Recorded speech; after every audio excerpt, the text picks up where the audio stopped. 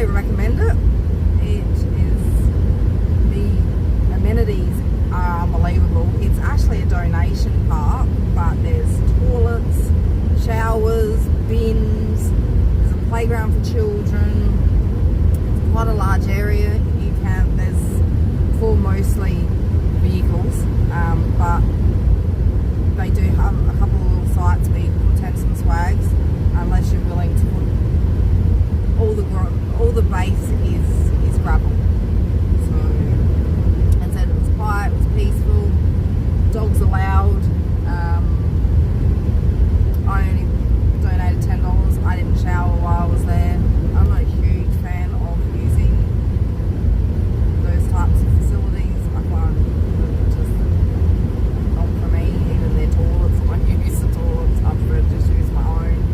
There was an RV, there was a dump point there as well around the back. There's an oval, which, if you've got children, you can go and kick the footy and do whatever you want to do. Great facilities, really great. Huge camp kitchen, which again I didn't use, but I walked the dog, so I saw it all. Kimba's got quite a bit to offer. I always thought, I've never been there before. I've never actually used the Eyre highway before, I don't believe, which was an interesting drive. Very long straights with big hills, which was cool. And we went past Iron Knob as well and saw the mine. Yeah, as I said, it was different. Usually I use the Lincoln Highway, so yeah, as I said, it was a great place to stay for the night. And now we've just left Port Augusta and it's 3 hours and I will be home, well, probably about 3.5, because I think, because we're going to get back a little bit earlier, because we had made a good start today actually. Bridget was very organised and on the ball, so that was good. We sort of got up, had our cup of tea and our coffee, and we're off. So what is it? We left Port Augusta about 11, just after 11 o'clock. Yeah, but I'm going to go straight to Pet Balm and bar Buggerlugs back there, because he's been out and about in all sorts of things. His skin and everything has coped really well.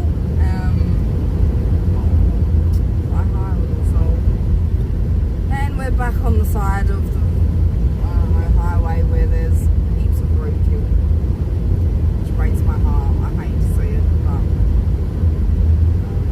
we haven't actually seen anything alive, which we've done a lot of Ks. I haven't sat down and added them up yet, but Bridget did a quick tally and I think it was 1900 and something Ks, and that doesn't include all our little diverts off to see things and experience things and places we went that we weren't supposed to go. But it's been a hell of an adventure. It is definitely different travelling with somebody else. Not bad, but you have to be obviously considerate, tolerant. Yeah, as I said, it's been a great adventure. We've had heaps of laughs. We've seen heaps of amazing things. Well, I think so. She doesn't so much. But I don't know, I ticked a whole bunch of stuff off one of my lists, like as I said, Gudappa Rocks, Murphy's Haystack, that was awesome. The Elliston Clifftop Drive, absolutely amazing. Not very long, nothing compared to the one I did on the York Peninsula, but still breathtaking views, as you would have seen. By the time this video goes up, the other ones should be up. Yeah. I've had a great, it's been 7 days we've been out on the road. Right, stick your head out the window, Mr. Drew, seems we're going so slow. Yeah, 7 days. Longest trip I've ever taken, solo. But I enjoyed it, and I think I've worked out the water. Now I carry an empty 10 litre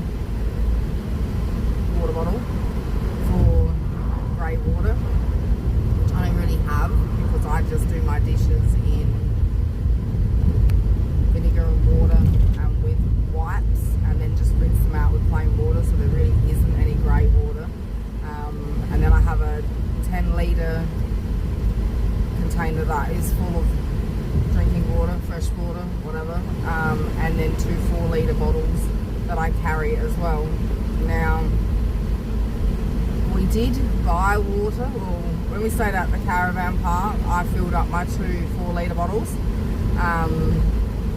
Why not? We paid for it. And then when we were in Streaky Bay, Bridget needed water. So I think she's got a 20-litre container under her sink. And I was down to just the 8 litres, the 10 litres had been used. So I ended up filling up my 10-litre one as well. But that is still full. So I think if I'm going to make some changes and I'm going to carry for bigger trips, the 2 10 litres of water that I hold in the big containers, I'm going to fill them both up, and I'm going to go and buy a separate smaller like jerry can type thing with the spout on the top, so I can keep that in the rooftop box, so that way if I go into campgrounds that flavour you have to have grey water, well then I do have somewhere for grey water to go. As I said, I don't usually use it. The toilet gives me about 2 or so days, but obviously there's heaps and heaps of dump points along the way, which is really handy. And I probably shouldn't admit this on camera, but I'm going to. I don't actually use any chemicals in my toilet, so that way if I do happen to get stuck, I don't poop in my toilet. I only wee. So if I do get stuck, I'll just pull over on the side of the road and empty it if I have to. It's not great, but men are allowed to get out and piss out outside, so I don't understand the difference. Obviously I wouldn't do it near a campsite or anywhere like that where people are going to have to deal with the smell, and it's only an emergency. I do find dump points as often as I can to empty it.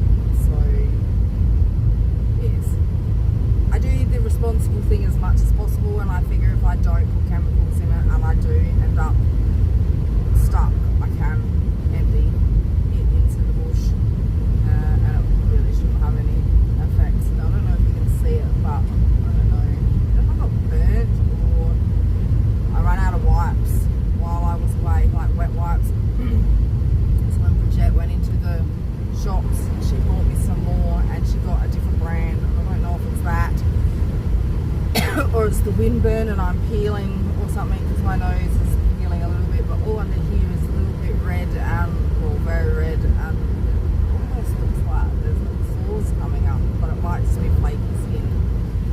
Anywho, so I haven't had this lot of patch rash. I wish. I didn't see that happening, but yeah, I said, very, very much looking forward to getting home and having a shower. I know showers were on offer last night, but as I said, I'm not keen, and I knew I was going home today. Obviously, if I was going to be out longer still, well then I would have taken advantage of the fact that they had shower facilities, but for the sake of 4 hours or so to get home and have a shower in my own shower, I think I'll just wait. That's why I carry baby wipes, so basically morning and night I wipe down my entire body with baby wipes, and do that, my feet, everything. So yeah, and if it hadn't been so windy and gross, because obviously it was super windy most of our trip away, so I do have a pop-up shower tent and a bucket, and I could have had that sort of wash, which I have no problems with, but as I said, it was super windy. We weren't anywhere really long enough to, sorry, lean forward, we'll go faster, so it doesn't work. I don't know where that comes from. I'm wondering if it comes from the Gran Turismo days. Remember when you'd sit on the couch and you'd go like that? Anyway, I don't know. I don't know how many of you played Gran Turismo back in the day, but there we go. But yeah, so that That's always an option that I would prefer. As I said, I'm not a huge fan of Christie's little soul of public bathrooms. I'm just not. It's a pain in the ass. Hi there, Mr. Drew. Hi there. Oh, what are you doing? Hello, my baby. We're going home to the couch today. Oh, you're going to be so happy. You can have a bath. Do you have a bath today? Oh yeah. He loves his bath. And he's going to be so excited to get home to the couch, and then you know what? He's not going anywhere for days, I don't reckon. I very possibly have a whole nother week off. There's been a few issues with my work. The business has been sold, but because of all the public holidays, all the paperwork's not finalised, so instead of going back to work on Monday, which is the 5th, I don't think we'll be going back to work until the 12th. So I was a little tempted to maybe throw another trip in there, but I don't think he's going to be keen. So, and I think the car could use a rest. I've done a lot of Ks in 2 weeks, and she's done amazingly well. I haven't had any issues whatsoever. It's been great. I have had to top up the oil twice, obviously when I got back from Victoria and at Streaky Bay. So my guess is I will probably need to top up the oil again when I get home, but that's not unusual. She does go through a bit of oil. She is a 2002 car, so she's old, but other than that, she's been great. I'm empowering all my power stations and everything off of the cigarette lighter in the front and keeping them charged as much as I can when I'm driving. That doesn't seem to have caused any issues whatsoever. I still need to slightly alter my setup, which is not for my small trips, it's more for long trips. Yeah, but and my small little power packs don't seem to be working very well. You get one charge out of them and not even that sometimes. So I am thinking about going to King's and getting the small, I think it's a 12-hour, 8-hour battery pack. The ones I have are 36-hour battery packs. I have 2 of those, but I try to keep them for my fridge and my fridge only. And then that, if there's no solar or no nothing, I get about 5 days out of those 2. But now that I have the cords to set everything up and power things while I'm driving, obviously that helps. Has helped a lot, so that has been awesome. I need to go buy another fridge cord because I had a shit show with that. My fridge cord, the cigarette lighter bit, the DC bit, was not good. It split and the little nicky thing wasn't sticking out. So I went to the 12 volt shop. Where the fuck are we now doing 80 Ks? And I got a new one, which was fine. And the DC part was much better on it, but the bit that goes into my fridge was too long and it was a very loose connection, so I didn't like that. So I then took my cord back in there and asked them to put the DC part on there. And they're like, oh, no, it'd be so much better if you had the Anderson plug on there. Alright, cool, no worries. I said, well, I have an Anderson plug in my battery packs, so do that then. Got halfway home and just went, oh shit, well that doesn't work, because I went and bought a double adapter. I don't know if I'll be able to show you, so I bought this from the 12 volt shop as well, so that one goes into your cigarette lighter and then it gives you 2 more ports to use. So the idea was to plug the fridge into there while driving, so I wasn't draining my battery packs. But then I also have, which one is it? This USB charger, which is an 85 watt DC USB charger, which is designed for the cords that came with the King's battery packs. So these are high voltage or something. So I can actually have this plugged into one of those and the cord plugged in there and charge the battery packs as I'm driving as well. So that's come in very handy because as I said, I don't actually have a fridge DC plug at the moment, only an Anderson one. But I've managed to survive for 7 days with my setup. It got a little bit dicey there for a little bit. I will admit that I didn't charge up. One station was full, one was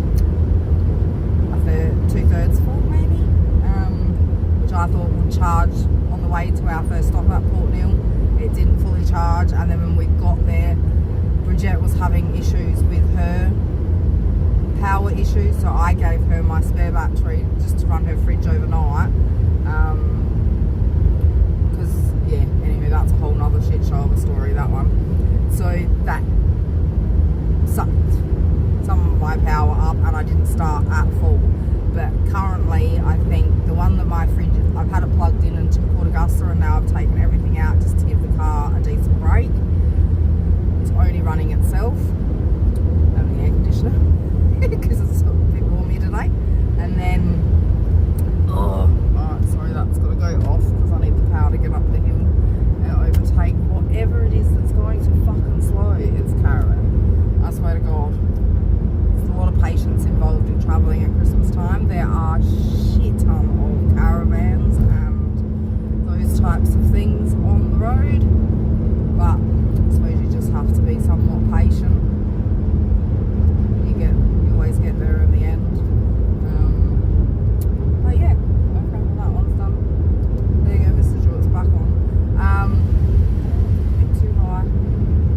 Yeah, so there we go. And currently, now I've unplugged it, I have one full power station, and the one that's running my fridge is probably again the 2/3 full, maybe half full, which it will be when I get home. So maybe there's not really a lot left in my fridge except for some yogurts. I think I've got 3 yogurt containers, 2 eggs, and 2 slices of bacon and Drew's yogurt.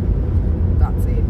Everything else, food-wise, was great. What did I end up buying? Some sweets. That was about it. I ran out of munchies, so I bought a couple of bags of a bag of those Mars pods and a thing of Maltesers. So yeah. Other than that, the food I took was perfect. I still have plenty of dry food. But yeah, as I said, everything sort of went well. I took, what was it? I think about $450 in cash on me. Maybe 500. All up, because I always keep a couple of small notes in the back of my purse as it is. For my cleaning clients, so I have change if they need it. So say about $500 it's cost in fuel and accommodation. So I think about 100 of that was accommodation. So yeah, as I said, it's been a very successful trip, judging that the next 3 hours go to plan and we don't have any issues. Fingers crossed, because this is not when we need them. I don't know where Bridget is, I can't see her, but she knows the way home. What are you doing there? You're sucking up the air conditioner, aren't you? I'll have them all pointed towards the back for him. Is that better? Oh, it's a bit squeaky. I'm used to sitting next to him, aren't you? Yeah. Oh. But yeah, well, as I said, very successful trip so far. Well, and we're just about done, so yeah. Very much looking forward to getting home, having a lovely shower, and yeah, hitting the couch, chilling. Obviously, there's a certain amount of unpacking that needs to be done, but not a great deal, because most of it all stays in the car all the time. It's absolutely great. Unlike the camping trips of many years ago, where you'd spend 3 hours unpacking everything. Yeah, as I said, winning. It's been great. I hope everyone had a fabulous New Year's Eve, and bring on 2026. Lots more adventures, lots more new friends.